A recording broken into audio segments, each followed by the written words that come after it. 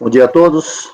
Eu sou Paulo Matheus Ciccone, presidente da segunda turma da quarta Câmara da primeira sessão de julgamento do Conselho Administrativo de Recursos Fiscais, o CARF, e estamos abrindo as sessões desta quarta-feira, dia 12 de agosto de 2020, que será dividido em dois períodos, matutino e vespertino. Cumprimento os colegas julgadores que estão comigo compondo a bancada de julgadores. Conselheiro Marco Rogério Borges, bom dia. Bom dia, presidente. Bom dia, demais colegas conselheiros. Conselheiro Leonardo Luiz Pagano Gonçalves, bom dia. Bom dia. Bom dia a todos. Conselheiro Evandro Correia Dias, bom dia, Evandro.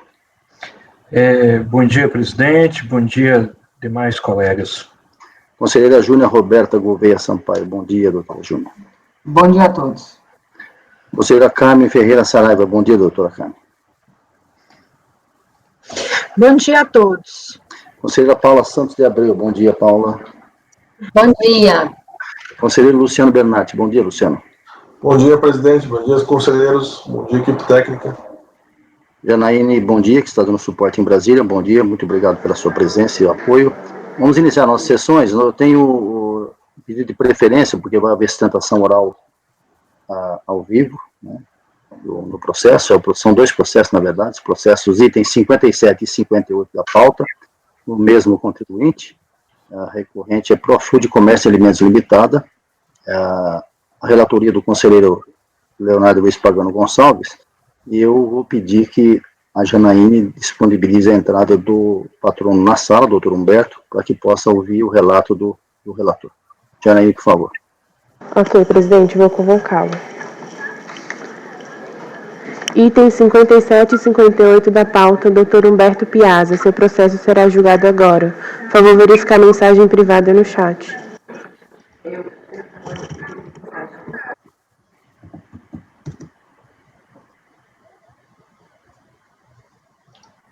Enquanto o doutor acessa a sala, eu não se esqueça de fechar os microfones quando estiver aí na sustentação oral.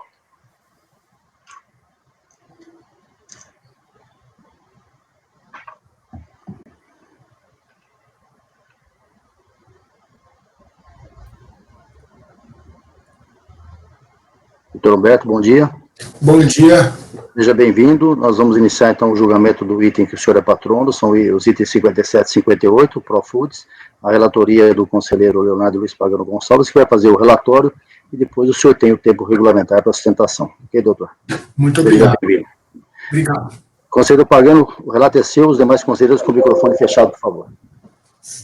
Trata-se de recurso voluntário interposto face ao acórdão proferido pela DRJ, que decidiu manter o despacho decisório, que não homologou o pedido de compensação apresentado pela recorrente, por ter constatado que não houve apuração de crédito na DIPJ correspondente ao período de apuração do saldo negativo informado de R$ 65.065,97, indicado no Perdicomp. O despacho decisório, folhas 500, assevera sobre o Perdicomp o seguinte: analisadas as informações prestadas no documento acima identificado, constatou-se que não houve apuração de crédito na declaração, na DIPJ, correspondente ao período de apuração do saldo negativo informado no Perdicomp. O valor original do saldo negativo informado no Perdicomp, como demonstrado de crédito, é de 65 mil aproximadamente. O valor do crédito na DIPJ é de zero. Diante do exposto, não homologa a compensação declarada nos seguintes Perdicomps. O crédito indicado no Perdicomp original, em 31/10/2003, para compensação é de saldo negativo de RPJ do ano calendário 99 e 2000. Em seguida, a recorrente ofereceu manifestação de conformidade, requerendo a substituição do crédito de saldo negativo de RPJ do ano calendário de 99 e 2000 pelo saldo negativo de RPJ do ano calendário 98, retificando assim a Perdicomp em 26/11/2007, eis que, segundo ela, tinha cometido um erro ao informar o ano do crédito. A DRJ proferiu o acórdão recorrido negando o provimento da manifestação de conformidade por entender que a recorrente não poderia ter apresentado de compra retificadora alterando o crédito após o despacho decisório, bem como, na hipótese de ser aceita a retificação após a decisão preliminar, já teria ocorrido a prescrição do direito de restituir. Inconformada com a decisão do acórdão, a qual a recorrente interpôs recurso voluntário visando a sua reforma, repetir os mesmos argumentos da manifestação de conformidade, alegando que o acórdão é nulo e carece de adequado fundamento. Basicamente, é o seu relatório, presidente. Alguém mais gostaria que eu acrescentasse alguma informação? ou já é o suficiente? Pagano, qualquer informação suplementar você faz no momento do voto, tá bom? Tá ok. O patrão já está à disposição, né? O patrão já está aí, a palavra é sua, doutor Humberto.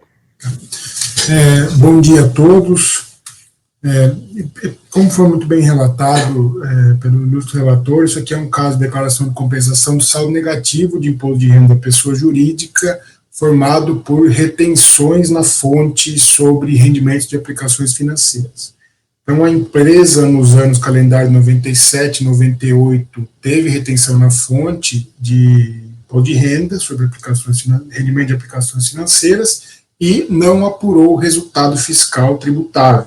Consequentemente, essas retenções na fonte se transformaram em saldos negativos de RPJ. O problema foi que, ao apresentar as declarações de compensação, nos dois processos, no processo final 4256, ela informou crédito como sendo formado no ano calendário de 1999, mas como de fato ele havia sido formado em 98.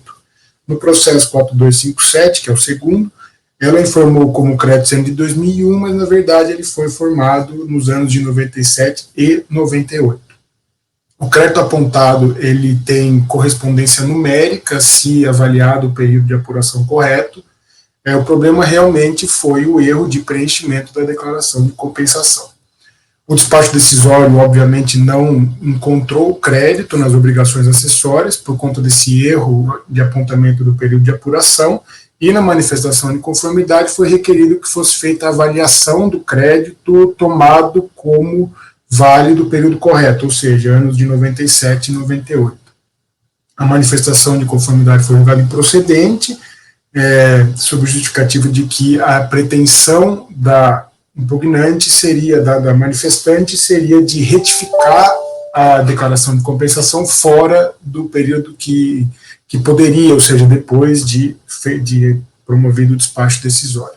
Basicamente, para ser muito breve e objetivo aqui, a súplica da recorrente é para que seja avaliado o direito creditório tomado como base o período correto. Houve, de fato, erro, e aqui eu, em nome da recorrente, peço desculpas a toda a estrutura do CARF e a estrutura da Receita Federal, mas como a jurisprudência já vem decidindo de forma uníssona, precisa ser avaliado o crédito se superado o erro de preenchimento da declaração de compensação. Então, isso aqui é o que se pede-se que ou seja avaliada efetivamente a existência do crédito de acordo com a prova dos autos, que são as retenções na fonte, sobre os pagamentos de rendimento de aplicações financeiras, ou que seja convertido o processo em diligência para que, superado o erro, seja avaliada a efetiva procedência do direito creditório.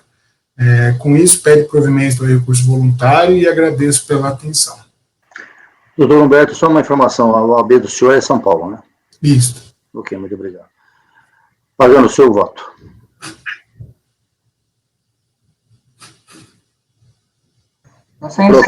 Microfone, Pagano.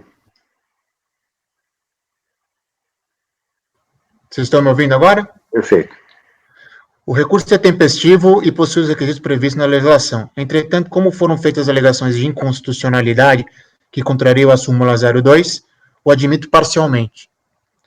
A matéria a ser discutida nos autos é referente à retificação do PERDICOMP após o despacho decisório, com alteração do crédito saldo negativo do ano calendário de 1999 e 2000, pelo crédito saldo negativo do ano calendário de 98, composto por IR-fonte relativo a aplicações financeiras. O segundo assunto a ser tratado nesse julgamento é relativo à prescrição do direito de pedir a substituição do crédito com a PERDICOMP retificadora após o prazo de 5 anos. Pois bem, em relação à alegação de falta de fundamento do acórdão recorrido, entendo que não deve ser acolhida, eis que a referida decisão motiva a não homologação da compensação pelo fato de não poder aceitar a PERDICOMP retificadora após ter sido proferido a despacho decisório. Também complementa a decisão informando que ocorreu a prescrição do crédito substitutivo no ano calendário de 98. Sendo assim, eu rejeito a alegação de que o acórdão recorrido carece de fundamentação. De resto, apenas para deixar claro e explicar meu entendimento, em relação à possibilidade de apresentação de PERDICOMP após ter sido proferido o despacho decisório, em respeito ao princípio da busca da verdade material, não verifico qualquer óbice em sua aceitação. desde que acompanhado de documentos contábeis que comprovem o erro de fato, o erro material cometido, e o direito creditório. Inclusive, fazendo um paralelo da matéria analisada nesse processo, a retificação de PERDICOMP, esse egrégio tribunal tem jurisprudência no sentido de que a DCTF retificada pode ser retificada após o espaço decisório. A título exemplificativo, segue a ementa de acordo que decidiu nesse sentido. Eu vou me permitir pular a leitura das emendas, porque essa, inclusive, é a retificação de DCTF. Eu vou até... Aí eu colacionei 1, 2, 3 emendas. Depois eu colacionei também o parecer COSIT, né? Número 2, de 2015. E depois o parecer COSIT. Isso tudo falando sobre a possibilidade de retificação da DCTF e da PERDICOMP posteriormente. E por último, quanto à retificação da PERDICOMP, eu estou na folha 7 do meu voto. Quanto à retificação do PERDICOMP após o espaço decisório, também cito a emenda do VEACOL proferido pela colenda turma, por esta turma, tá? Em 2011, não é com essa composição, que também aceitou aqui a retificação da PERDICOMP posteriormente ao despacho decisório. Sendo assim, não verifico o óbice legal em aceitar a retificação da PERDICOMP após ter sido proferido a despacho decisório. Entretanto, ao retificar a PERDICOMP em 26 de 11 de 2007, a recorrente substituiu o crédito saldo negativo de RPJ do ano calendário 99-2000 pelo saldo negativo do ano calendário 98, composto por IR fontes sobre aplicações financeiras, crédito esse que se encontrava prescrito, eis que transcorrido mais de 5 anos da data em que foi gerado e a data em que foi apresentado pelo PERDICOMP. Ou seja, a recorrente apresentou em 2007 o crédito saldo negativo que foi gerado no ano calendário 98, não se enquadrando na súmula 91, que dispõe em seu verbete a necessidade de apresentação de pedido de julgamento, de pedido de até junho de 2005, para a contagem do prazo prescricional, para que a contagem do prazo prescricional seja de 10 anos. Aí eu colacionei a súmula, para quem não sabe, isso aqui é sobre pedido de restituição, né? Então, o pedido de restituição pleiteado administrativamente antes de 9 de junho de 2005, no caso de tributo sujeito a lançamento por prolongação, aplica-se o prazo prescricional de 10 anos, contado para o gerador. Como ele pediu em 2007, ele não está obrigado nem pela súmula, nem pelo acordo do STJ, tá? Sendo assim, entendo que o acordo está correto ao considerar que o direito de pedir a restituição e compensação do crédito no calendário 98 encontra-se prescrito. Pelo exposto e por tudo que consta processado nos atos, conheço parcialmente do recurso voluntário e aí ele nega o provimento. É como eu voto. Bom, propósito do relator, vocês ouviram, os debates estão abertos. A primeira pessoa que se manifestou para falar é a conselheira Júnia. Júnia, por favor. Pagano, a PERDICOMP original é de quando? Porque essa de 2007 é a retificadora, né? Mas aí acontece que ela troca o crédito, né, Júnior? Esse é o problema. Por mais que ela retifique, além de ela retificar a PERDICOMP, né, ela trocou o crédito. O mais importante aqui não é a questão da retificação, é a questão que ela tirou o crédito de 99 e 2000 e quis pôr um crédito de 98. O crédito esse que, segundo ele, foi composto por IR fonte de 97. Provavelmente. Alguém mais quer se manifestar? A original, a PERDICOMP original, deixa eu dar uma olhada aqui um minutinho, por favor.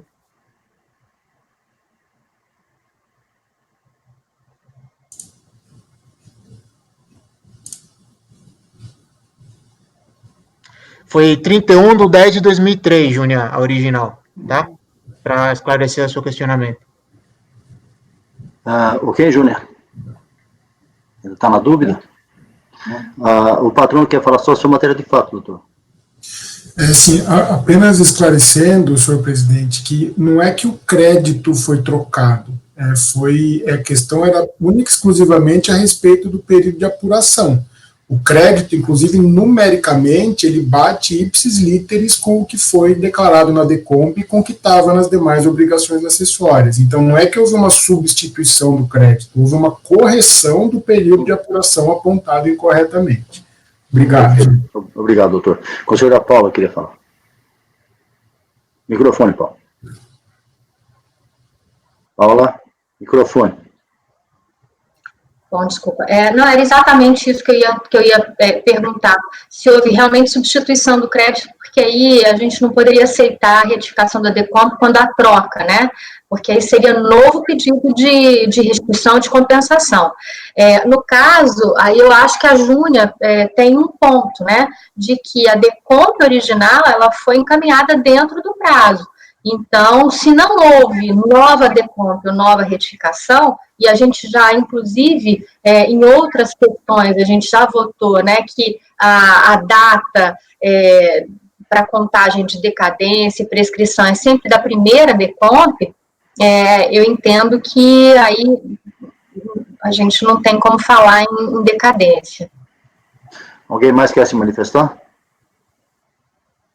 Eu posso abrir votação? Marco, fala. O problema todo, assim, ó, a gente já teve PERDECOMP, ela cria uma situação resolutória, ou seja, ele é uma pretensão de direito do contribuinte, tá? Ela já existe, a gente, nos julgamentos aqui no CARF, até por uma questão de verdade material, já abre muito leque de possibilidades legais de poder retificar de ofício, ou no julgamento, o PERDECOMP. Então, a gente tem que tomar muito cuidado. Aqui no caso, mas é só o outro ano. Isso muda todos os efeitos, muda tudo. A própria resolutória para definir a homologação, prazos, etc. Então, por isso que existe lá o que é erro mesmo, tá? É um erro de fato, um erro material, que a gente tem aceitado, quando é bem demonstrado. E aqui, nesse caso, eu já me externando assim, minha posição, eu vou bem ao encontro da posição do relator, né, que ele, ao momento que tu muda o fato gerador, tu muda todas as condições temporais aí aplicáveis ao PERDECOMP. Então, a gente não está falando de uma retificadora. Na realidade, é uma nova PERDECOMP que foi entregue. Tá? Então, essa é a minha posição, assim, e eu só queria externar isso para contrapor esses pontos de vista aí que entende que isso aí é uma mera retificação que vale a original. Não, a original foi uma e a retificadora é outra. Tá? Só isso. O que me preocupa aqui apenas é o seguinte, o Pagano analisou o processo e vocês estão olhando, né, também, o fato você acabou de citar, né, Marco, é a verdade material, quer dizer, se o contribuinte realmente, esse saldo negativo seria de 98, de 2000, né, quer dizer, esse é o ponto que dá até, há uma proposta do relator, no sentido até de converter em diligência, porque o problema não formalmente seria um novo pedido, tudo certo. Agora, qual é a verdade desses fatos? O que me preocupou aqui, presidente, quando ele trocou, né, porque ele fala que continua sendo o mesmo por causa do valor, mas, na verdade, ele trocou o período de apuração do saldo negativo de 2001 para 97 e 98. Ele teria que apresentar a documentação, tanto do saldo negativo, entendeu? Aí que fica complexa a história também, porque... Eu concordo, Pagano, o que eu quero dizer, eu entendi o que você está dizendo, acho que formalmente é isso mesmo. Agora, o que me preocupa é o seguinte, ele colocou 2001, depois ele fez tudo dizendo, isso aqui é 97 e 98. Tudo bem. Qual é a verdade? É de 2001, 97? Eu não teria como saber, entendeu? Então, só com uma diligência que daria para fazer isso. Presidente? Teria que ser uma diligência, aí sim. Olha, Evandro. Eu gostaria de falar, eu já julguei processos bastante similares a esse, em que o contribuinte, ele comete um erro e informa o ano calendário de forma incorreta, mas ele traz, junto ao processo, para demonstrar que no ano que era o correto, que o valor do saldo negativo era aquilo ali. Ele traz DIPJ, traz outras documentações, demonstrando que foi um erro. Então, a pergunta, pelo que visto, isso não está demonstrado aqui no processo. Em princípio, eu não baixaria essa diligência, né? Mas, como eu falo, o relator, o Pagano, ele analisou o processo de forma detalhada, ele é mais apto a falar isso. Mas, em princípio, eu não estou vendo demonstrado esse saldo negativo aqui, que se refere a outro ano. A questão é essa para mim. Ok. O Júnior, palavra. Mas eu acho que aí tem uma questão que deve ser levada em consideração. É que a motivação da decisão anterior era uma motivação pura e simplesmente de que é impossível porque a retificação foi depois do despacho decisório. Então, não se estava questionando a legitimidade do saldo negativo em si. Isso é porque eu acho que seria razoável realmente a diligência. Porque uma coisa seria, foi apontado aí o problema na composição do saldo negativo, se ele era isso mesmo e etc. O processo, no decorrer dele, não foi caminhando nesse sentido, né? O que estava sendo discutido era uma questão em que não foi dada. Eu acho que aí é até uma questão de contraditório mesmo, entendeu? Uma vez comprovado que o valor do crédito é o mesmo, ou seja, que nós não estamos mudando a configuração jurídica do lançamento, eu acho que não teria problema nenhum. Evandro, para encerrar, hein? Eu fico surpreso aqui que eu não estou encontrando uma da IPJ aqui para indicar o saldo. Mas essa é a questão, presidente, eu levantei a mão antes. A questão é a seguinte, o sistema processou em cima do ano calendário que ele informou na Perdecomp. Sim, natural, né, Marco? É o natural, é o esperado. Aí o contribuinte vem tempos depois, se a gente aqui entender que caberia essa retificadora, a gente está praticamente homologando. E não há uma demonstração de que ele tem esse direito mesmo, que é um erro material. Tá? Então, o fato é que nós estaremos praticamente homologando essa retificadora aqui e o crédito. Não, ninguém está propondo homologação. Mas eu acho que a gente vai estar extravasando, porque a gente já passa dos limites da legislação, da possibilidade de retificação de Perdecomp. Tem uma regra bem clara lá na legislação, dizendo que só antes do despacho decisório que cabe a retificadora. Do contrário, é uma nova Perdecomp. Vamos lá. A palavra do patrão de matéria de fato, doutor, por favor. Seu microfone está fechado. Seu microfone está fechado. Perdão, gente. As provas estão sim nos autos, inclusive tem demonstrativo bancário das retenções, a DIPJ está no processo, então esses dados estão no processo a partir das folhas 452, tem os dados das retenções vindas dos bancos e a DIPJ está... O presidente, a questão para mim não foi nem a prova do crédito, né, de 98, porque ele trouxe informe de rendimento de R-fonte, tá? A questão é, não consigo saber qual que é o crédito certo, se era o de 2001 ou de 97, 98, e que se for o de 97 e 98, teria que ter tido a apuração correta, e aí, no meu entender, foi isso que eu entendi, prescreveu, porque ele só veio pedir... Eu entendi. Entendeu? Eu acho que está bem discutido o assunto. A gente pode votar. A proposta do relator é provimento parcial, mas negando o provimento em relação ao crédito pleiteado, né? E há manifestações de conversão em diligência e há manifestações que eu já entendi no sentido de acompanhar o relator. Então, eu vou abrir a votação com o conselheiro Marco Rogério, por favor. Presidente, eu já externei minha posição e acompanho o relator. Conselheiro Evandro. Microfone, Evandro. Evandro. Eu estou tentando localizar aqui os documentos que o patrão falou. Tudo bem, então vamos aguardar.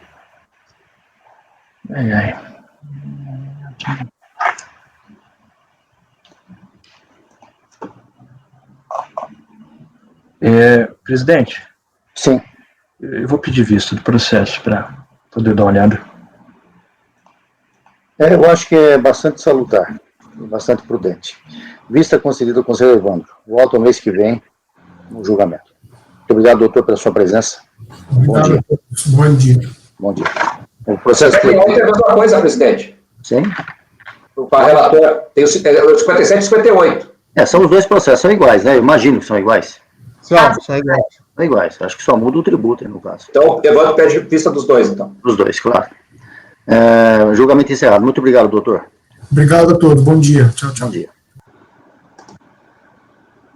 Prosseguindo, vamos voltar então ao início da pauta do dia de hoje. O primeiro processo. Sobraram 3 processos de ontem, depois a gente faz no transcorrer do julgamento. Vamos começar com a pauta de hoje. Primeiro processo de hoje é o item 47, relatoria do conselheiro Luciano. Luciano, por favor. Noestir Dutra de Armas. Há um pedido de vista do conselheiro Evandro. Então, faz um breve relato sobre isso aqui, o Evandro já toma a palavra, por favor, Luciano.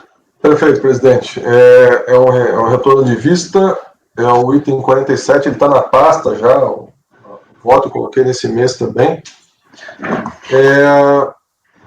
Bom, foi um recurso voluntário interposto em virtude de decisão da RJ, o qual manteve o indeferimento pela opção do Simples Nacional, em virtude de débitos com exigibilidade não suspensa. Foi apresentada a impugnação apresentada alegou basicamente, o contribuinte apresenta, o contribuinte, alegou basicamente que 6 dos 7 débitos, que o fariam ser excluído do Simples, ou seja, que indeferiram pela opção do Simples, estariam inseridos no parcelamento convencional, o 7º débito inserido no parcelamento especial, ele juntou documentação disso, foi para a DRJ, a DRJ entendeu que, apesar dos débitos estarem inseridos em parcelamento, o despacho de folhas 39 constatou atraso no pagamento dos parcelamentos, o contribuinte deveria ter apresentado certidão negativa ou positiva com efeito negativo, ainda na decisão da DRJ, foi isso que alegaram. O contribuinte apresentou o recurso voluntário, ele apresenta no recurso voluntário a certidão positiva com efeito negativa, alega que a Constituição garante tratamento diferenciado aos pequenos e merece nova análise tendo em vista a equidade entre concorrentes. A discussão básica que permaneceu, quando o conselheiro Evandro pediu vista desse processo, é se, em virtude de ele não ter sido excluído expressamente do parcelamento, o faria, o impossibilitava de ter a opção pelo Simples. Essa que foi a questão básica discutida. Eu não sei se alguém tem mais alguma dúvida, o conselheiro Evandro gostaria de se manifestar. Não, podemos pegar a palavra com o Evandro. Evandro, por favor. Presidente, o cerne da questão aqui é que o parcelamento, a autoridade fiscal falou que o parcelamento estava em atraso. Ponto. Não há informação se o parcelamento foi reincidido ou não. Eu pesquisei a IN aqui do parcelamento, embora seja uma IN posterior, isso não mudou muito. Deixa eu achar aqui. Da rescisão do parcelamento. O artigo 18 da IN aqui, 1891 de 2019. O parcelamento concedido na fonte disciplinada por essa IN será reincidido em caso de falta de pagamento. Inciso 1, de 3 prestações consecutivas ou não. Inciso 2, de até 2 prestações estando pagas todas as demais, ou estando vencida a última prestação do parcelamento. Aí, a questão que se coloca aqui é que o contribuinte estava em débito ou não. Até porque a gente tem, eu sei que tem essa IN aqui de 3 prestações consecutivas, ou 2, em seguida da outra, mas a gente sabe que a rotina da unidade, às vezes, eles levam um tempo maior para excluir o contribuinte do parcelamento. Mas veja bem, independente da rescisão do parcelamento ou não, o contribuinte não estava em dias, e é isso o acordo vai nesse sentido, que ele não estava em dia, com o pagamento de tributos, porque ele não vinha pagando o parcelamento. Só que, assim, eu senti falta de informação, assim, falta de detalhes nessa informação. Ele simplesmente, a autoridade fala, não, ele não estava em dia. Quantas prestações, E a autoridade fala, olha, ele não trouxe uma certidão negativa. Eu fiquei, mesmo pedindo vista desse processo, eu fiquei na dúvida aqui, vou ser sincero, porque até por falta de detalhamento dessa informação, de quantas prestações, se ele estava reincidido ou não, de quantas prestações ele estava devendo, a autoridade fiscal faz uma alegação genérica ali, Acabei tendo mais confusão do que certeza, Não, de qualquer maneira, Evandro, no seu ponto de vista, o que está nos autos não é suficiente, é isso que você está colocando? Sim. Tá. Eu queria... Pode falar, deixa eu ver, a Carmen pediu a palavra, Carmen? Carmen? Você pediu? Não, Paula. Eu queria fazer só uma colocação, porque a lei diz que o parcelamento suspende a exigibilidade do crédito tributário. E na própria lei de exclusão, na instrução normativa, que trata da exclusão do parcelamento, é aceito que o contribuinte deva 1 mês, deva 2 meses, por exemplo, desde que não consecutivos. Então, não é questão de haver débitos em relação ao parcelamento, né? Existe a forma de exclusão. Então, o fato de dever uma prestação não exclui o contribuinte do parcelamento, e o parcelamento continua suspendendo a exigibilidade do crédito tributário. Eu entendo a sua posição, Evandro, quando você diz que você não tem informações para ver se o contribuinte deveria ter sido excluído do parcelamento ou não, mas eu acho que antes da exclusão do contribuinte do Simples, deveria ter saído a exclusão do parcelamento, porque aí sim os débitos estariam com exigibilidade não suspensa. Enquanto ele não tiver excluído do parcelamento, enquanto não for feita essa avaliação, ele ainda tem o benefício do parcelamento e, estando com os débitos parcelados, eu entendo que a lei é clara em determinar... A lei é clara, Paula, mas o que o Evandro está dizendo é justamente isso, eu não tenho essa informação. E se a Receita, se o sistema da Receita colocou que estava nessa situação, provavelmente tem essa informação dentro dos sistemas. Agora, o Evandro está dizendo que não tem os autos para saber isso, esse é o ponto. Então, o que você está dizendo tem substância, mas a Receita jamais faria uma exclusão do Simples se não tivesse parado com esse parcelamento, com certeza. Isso é errado ou não, esse cruzamento teria. Agora, o Evandro está dizendo que não tem essa informação aí dentro. O que eu estou dizendo aqui... Suspende o parcelamento suspende, a gente sabe disso, mas... O carro passou na frente dos bois aí. Não sei necessariamente, ele pode ter sido excluído, só não tem informação nos autos. O que o Evandro está levantando é exatamente isso, não tem essa informação. Está mal instruído o processo. Luciano, você que é o relator, você disse que você queria falar, fala aí, então. Não, presidente, eu só queria informar que a Paula está certa, e, assim, um dos fundamentos, inclusive, que me levou a ter meu voto pela procedência foi exatamente que não é só uma exclusão automática, tem que ter um processo, né? Ou seja, pode ter um processo administrativo... Sim, Luciano, exatamente, o Evandro não está fugindo do que vocês estão dizendo, ele está dizendo que isso pode acontecer e não tem essa informação, é isso, pelo que eu entendi que o Evandro falou. Ele até disse, trouxe mais do que luz, né? Mas... acho que é esse o ponto. Se o parcelamento tinha um parcelamento, claro, está suspenso. Agora, foi rescindido? Cadê o documento de rescisão? Acho que isso nós estamos de acordo com isso. Agora, quem leu o processo foi o Luciano, quem teve vista foi o Evandro. Se continua em dúvida, eu faço vista coletiva e trazemos no mês que vem. Cada um olha melhor isso. Porque aí me parece que é uma questão meramente de comprovação. Eu não preciso de vista, não. Estou pronta para votar. Então tá, então vamos lá. Marco, votando. A proposta do conselheiro é dar provimento, mantendo o contribuinte no Simples. Mantendo não, aqui já é a entrada no... O microfone está fechado, Marco. Sem som. Eu apertei o botão errado. A lei 123, a lei complementar 123, fala que não possua débito com as fazendas, tá? E, no caso, a DRJ analisa esse aspecto e diz lá que, olha, não estavam dias em tal dia. Eu acho que são dois institutos diferentes, o cancelamento do parcelamento e estar em débito, tá? Porque seria um absurdo, por exemplo, a gente querer dar uma outra figura para o parcelamento, enquanto que o contribuinte basta estar com débito, a gente já julgou isso, de R$20, além do prazo, e a gente exclui, ou mantém a exclusão, tá? Eu acho que são duas coisas. Então, eu divirjo e entendo que a lei complementar 123, que possua débito, tá, cuja exigibilidade não esteja suspensa. O parcelamento não pago, tá? São duas coisas, parcelamento não pago e cancelamento do parcelamento. São dois institutos diferentes. Então, eu continuo mantendo a minha divergência para manter a decisão a qual e negar provimento divergido do relator. Presidente. Espera só um pouquinho, nós já abrimos a votação. O problema é que vocês estão querendo falar de novo. Agora a Paula vai falar na hora do voto, porque já abriu a votação agora. Agora já não posso mais dar debate, né? Senão fica tumultuado o negócio. Tá bom. Ok, agora eu Pagano vai votar. Eu falo. Tá bom, Pagano. Presidente, eu vou acompanhar o relator e, se for vencido, eu vou sugerir diligência para verificar se o parcelamento estava ou não suspendendo a elegibilidade, tá? Se ele tinha sido excluído por falta de pagamento ou não. Fechado seu microfone, presidente. Pagano acompanha o relator. Evandro.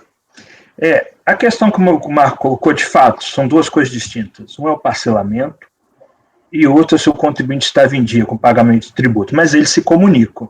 E qual é a prova que está em dia? É a CND.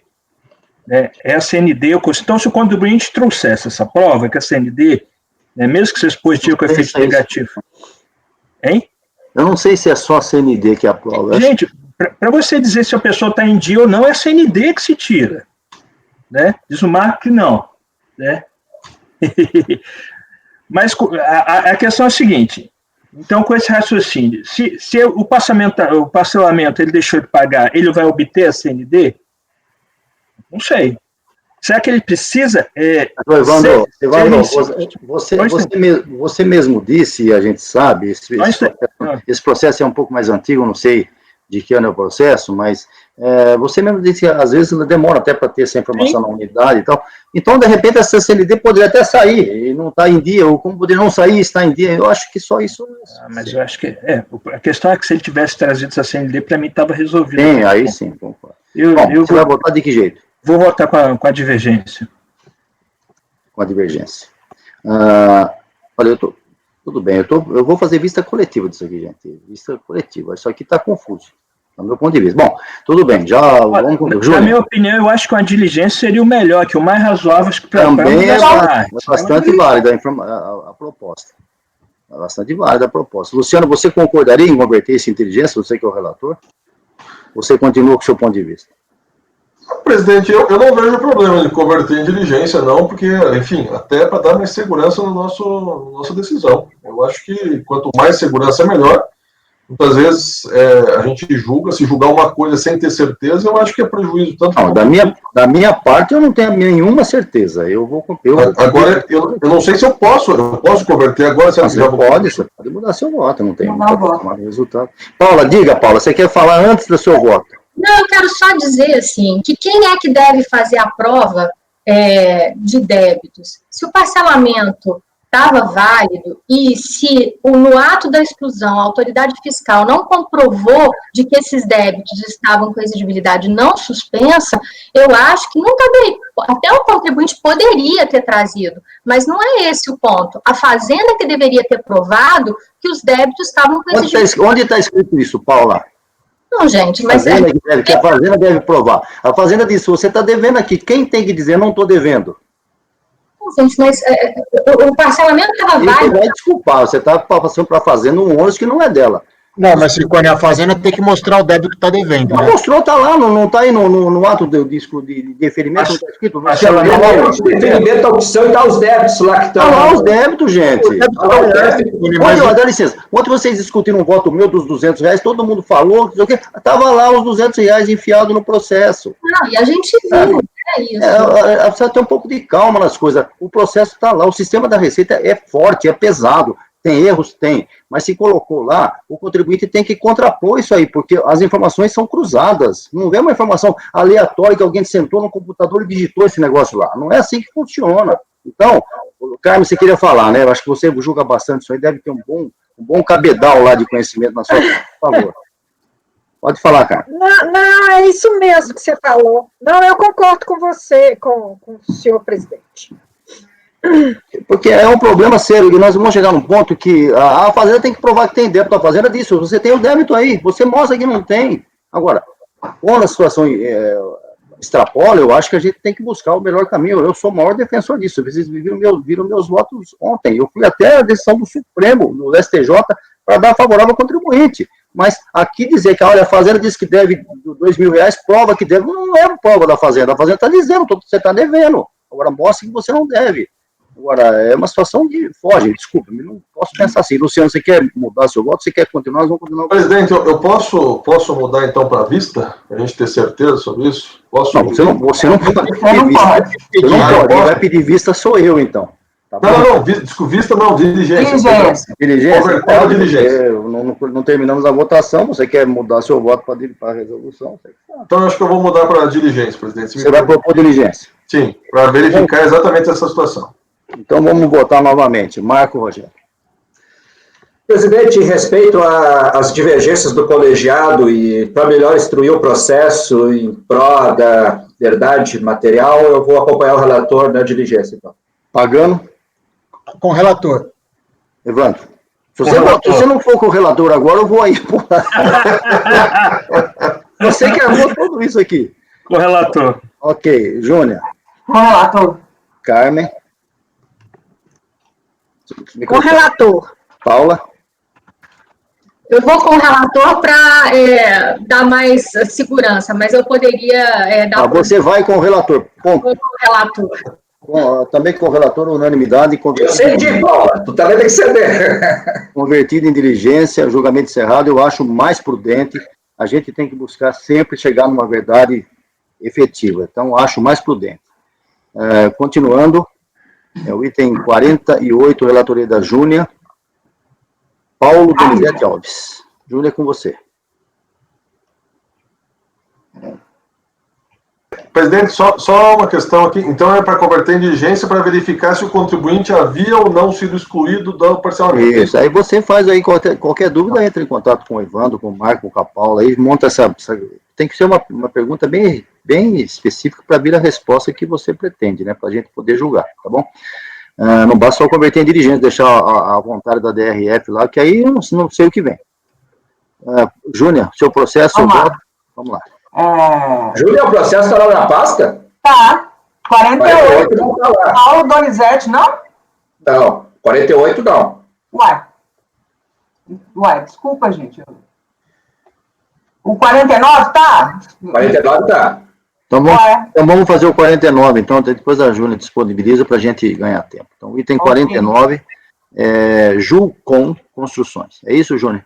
Isso. Então pode ser esse aí, depois volta no 48. Deixa eu confirmar se é isso mesmo. Esse processo é muito peculiar. Ele é muito... Não tem nada de difícil, não, mas eu achei ele curiosíssimo. Podemos ir para o voto, tá? Eu acho que no voto já vai estar... já está claro, o voto está na página 3. Recurso preenche os pressupostos legais de admissibilidade, motivo pelo qual dele conheço.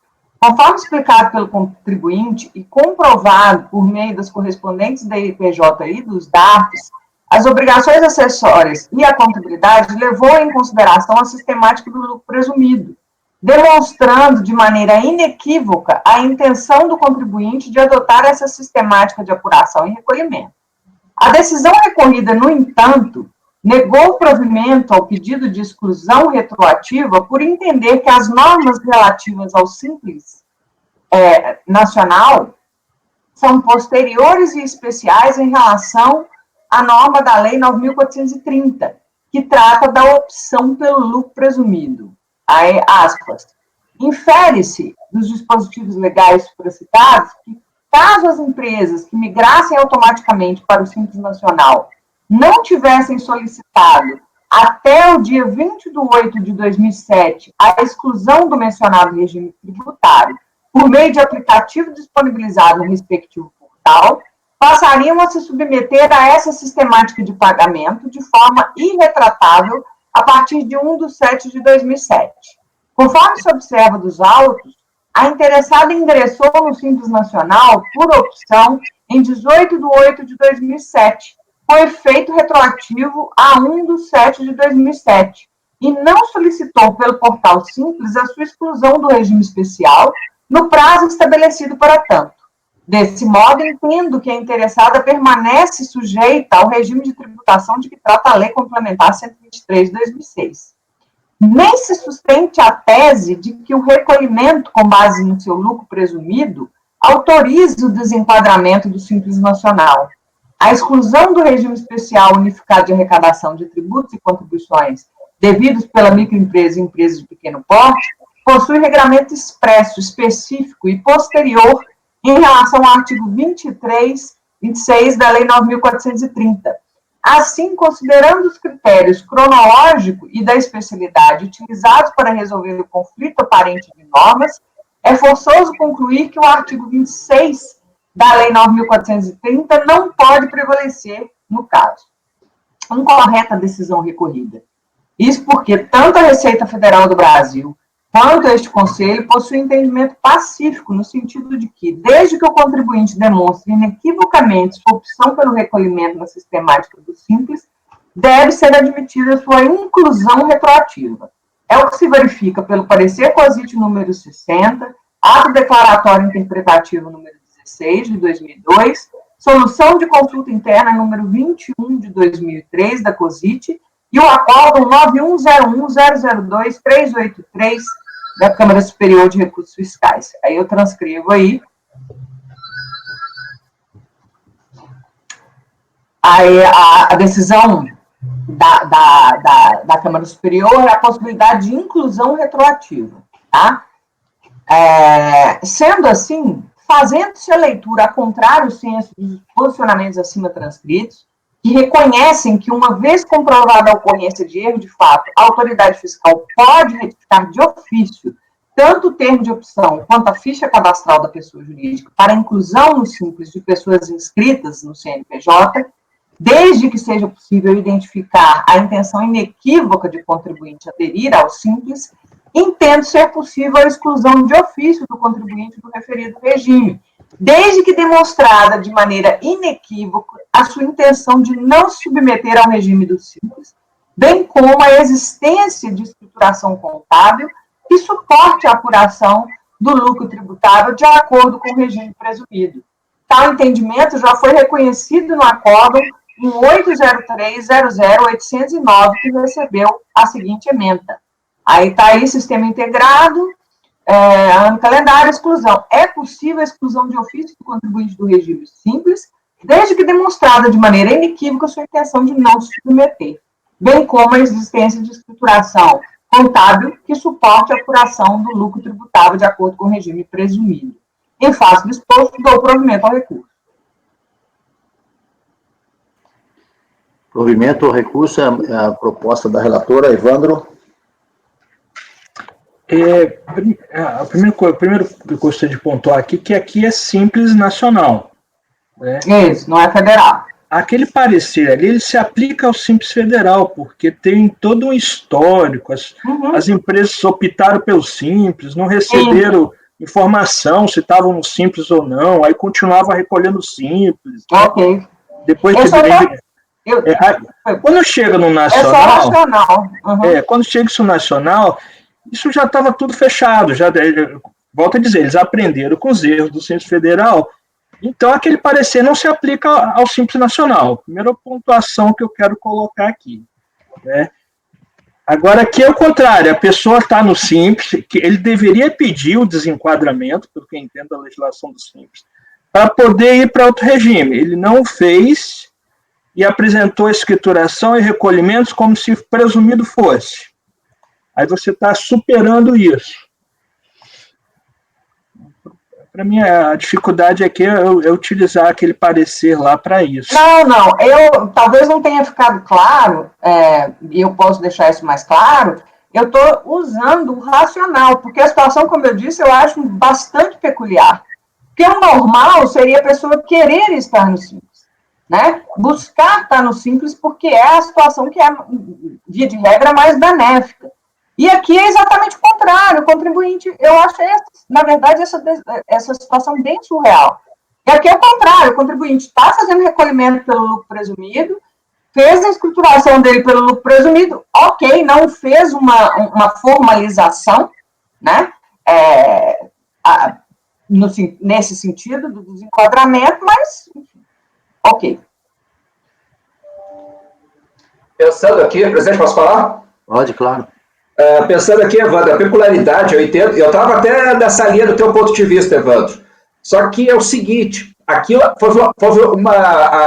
ajuda me ajuda aqui, houve uma migração automática de quem estava no Simples Federal para o Simples Nacional, o contribuinte em nenhum momento optou pelo Simples Nacional, e aí, não optando pelo Simples Nacional, ele não conhece bem as regras, tá? É diferente quando a gente faz essa distinção do Simples Federal para o Simples Nacional, quando o contribuinte opta pelo Simples Nacional e ele tem que seguir aquelas regras, voltar no PGD, nos sistemas, tanto para entrar, para sair, tudo mais. Mas nesse caso aqui, a peculiaridade para mim que é importante é que o contribuinte vem do Simples Federal, o Simples Federal é substituído pelo Simples Nacional, o sistema migrou ele automático e diz, olha, exerce o direito de não querer mais isso, mas às vezes nem está sabendo, ele nem quer mais. Para mim, essa é a peculiaridade. E aí, nesse caso, como ele vem com ânimos, não, eu não quero mais Simples Nacional, porque as alíquotas mudam, tal, aí então eu quero o presumido. Só que ele, como ele não teve aquele ânimo inicial do Simples Nacional, ele não sabe das regras. Acho que essa é a regularidade. Isso. E, na verdade, o que a decisão recorrida também fica discutindo, Marco, é que uma das coisas que ele até alega é a 9.430, falando, olha, quando a opção é definida quando eu faço meu primeiro pagamento, a opção pelo lucro presumido. Então, na cabeça dele, ele estava fazendo isso, entendeu? Eu não estou falando que ele estava, mas ele estava efetivamente demonstrando a intenção dele de estar no presumido quando ele fez o primeiro pagamento. Eu acho que aqui a gente está, mais uma vez, exatamente na situação, pequenos contribuintes, né? Problema assim, quer dizer, eles têm uma estrutura menor e muitas vezes, como o Marco falou, talvez nem soubesse, né? Acabou optando lá para pagar o presumido, que nem sabia que estava no Simples. Ou seja, a verdade é essa, ele não queria estar no Simples. Né? Okay. Então, dentro desse contexto, a proposta da relatora tem substância. Vou colocar em votação, Marco Rogério. Presidente, já externei ali, até por esse ponto de vista que eu acabei de comentar, eu também estava um pouco, digamos assim, cauteloso nessa posição, mas aí eu fiquei refletindo aqui rapidamente enquanto o Evandro falava, e por base nisso eu vou acompanhar a relatora. Pagano? Eu vou com a relatora. Evandro? Eu vou acompanhar pelas conclusões. As conclusões. Carmen? Acompanha a relatora. Paula? Com a relatora, muito bom o voto, Júnior. Luciano? Com a relatora, presidente. Também com a relatora, por unanimidade, então, dado o provimento, o Evandro votando pelas conclusões. Julgamento encerrado. Você já disponibilizou o item anterior aí, Júnior? É o 48? Júnior? Você está sem microfone.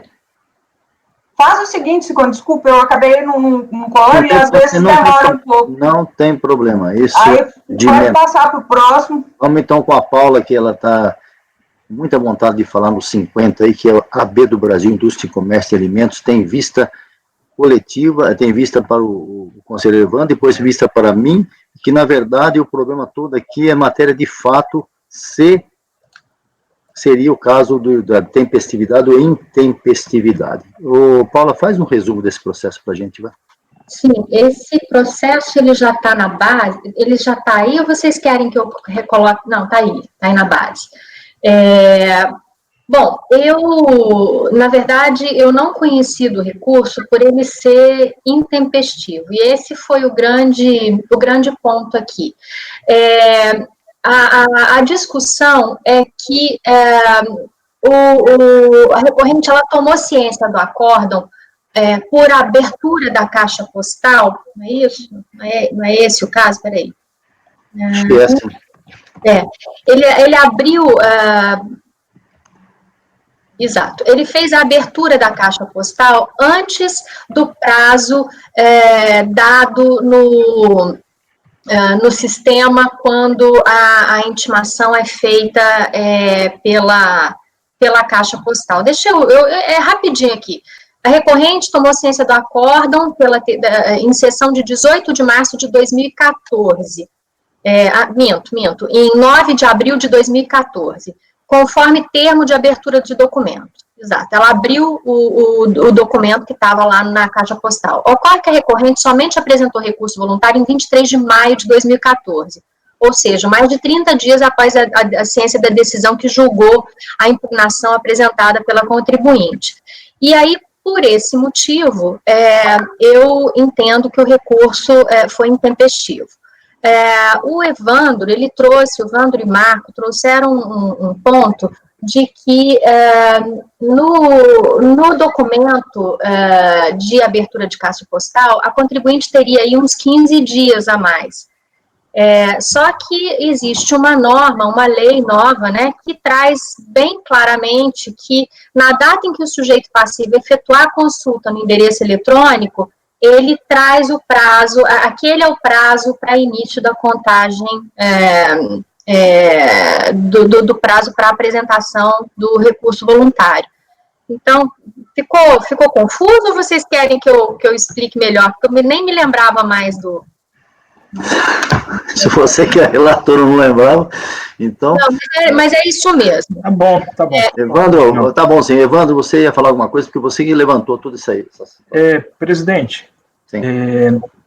Na época aí dos acontecimentos, já vigia lá, na modificação lá no PAF, que a ciência era, quando o contribuinte abrisse, né, ou se não abrisse, aí sim, aí continuava a ciência ficta. Diferente do anteriormente, porque anteriormente ele abrindo ou não importava nada, era ciência ficta. O que ocorreu nesse caso? Então tem algo bem peculiar nesse caso. O contribuinte vai lá e abre. Aí é gerado pelo sistema um termo de abertura. Então, gerou um termo de abertura lá. Ok? Passado isso, passa-se os 15 dias, a autoridade fiscal vai lá e gera um termo de ciência por decurso de prazo. Então, o que o contribuinte faz? Olha, se tem um termo de ciência por decurso de prazo, ali naqueles 15 dias, é a partir daquele termo que ele conta o prazo para interpor o recurso. Né? Isso poderia gerar confusão em qualquer um ali. Mesmo conhecendo a lei, se você tem um termo de ciência ali a posteriori, eu entendo que, devido a essa confusão causada pela própria administração pública, não foi o contribuinte que deu causa disso, não, que o prazo deve ser contado a partir daquele termo de ciência por decurso de prazo. E se eu contar aquele prazo a partir daquele termo, aí estaria tempestivo. É esse o meu entendimento. Entendi. Marco. Obrigado, Evandro. Marco. Está fechado, Marco. Microfone. Eu externei minha posição lá e eu até acho muito válida a posição do Evandro também. O fato é o seguinte, em 2013 mudou a legislação, eu já expliquei isso nas outras duas sessões. Por isso que eu propus diligência, né? Por quê? Porque até 2013, toda a ciência virtual, via e-processo, era ficta, ou seja, só contava 15 dias, independente de abrir ou não abrir o documento. Em 2013, muda a legislação e diz, não, a partir de agora, se o cara abriu antes dos 15 dias, vale aquele dia que ele abriu. O nó da questão é, quem optou antes da mudança da legislação? Tá?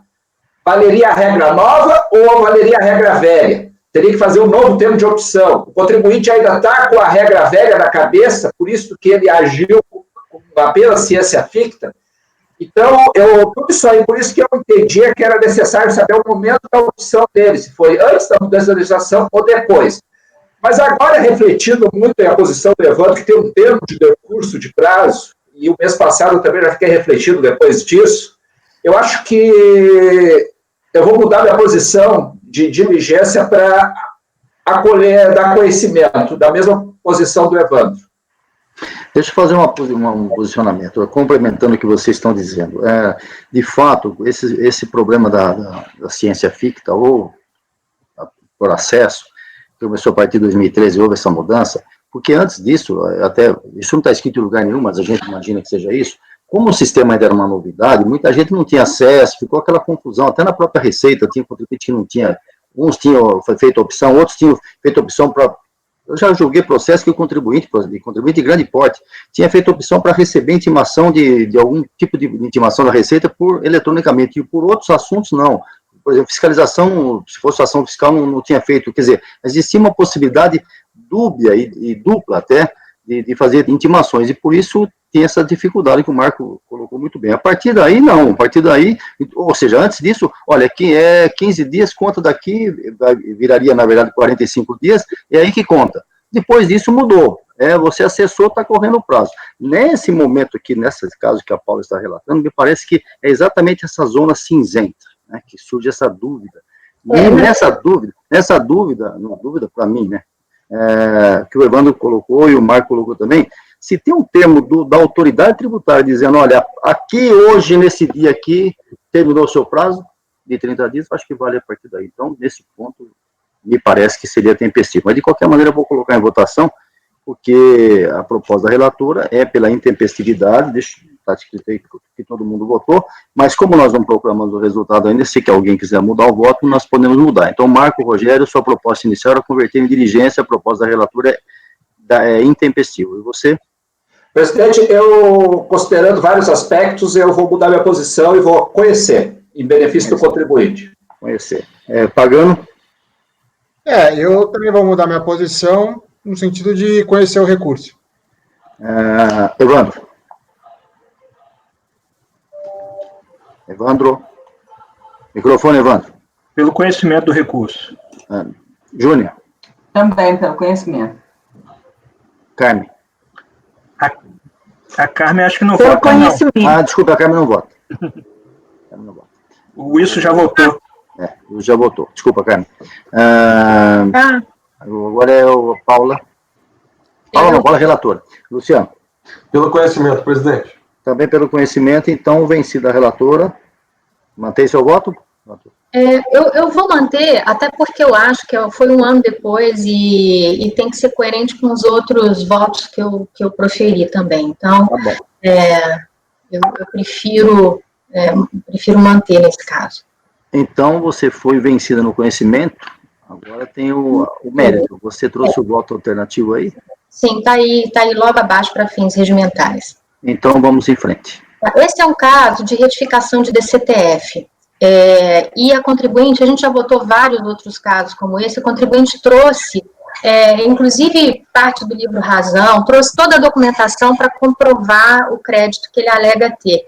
Então, também diante dos outros julgamentos já que a gente realizou nesse grupo, eu acato, né, no meu voto, a possibilidade de retificação da DCTF e sugiro e voto por conversão do julgamento em diligência para avaliar o crédito da recorrente.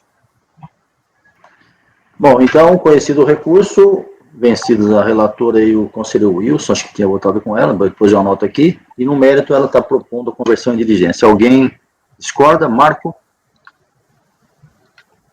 Não, presidente, concordo. Pagano? Não, presidente, concordo também. Evandro? Diligência? Acompanha a relatora. Júnior? Com a relatora. Agora a Carmen vota. Acompanha a relatora. Luciano? Com a relatora, presidente. Vem com a relatora, por unanimidade, convertido em diligência, intervalinho de 5 minutos. Janaíne, por favor. Presidente, faltou designar o voto vencedor do conhecimento. Eu sugiro o Evandro até aqui. Eu vou designar o Evandro, realmente é o Evandro, tá? Vamos fazer um intervalo de 5 minutos, que eu preciso mexer no meu computador aqui. Janaíne, por favor.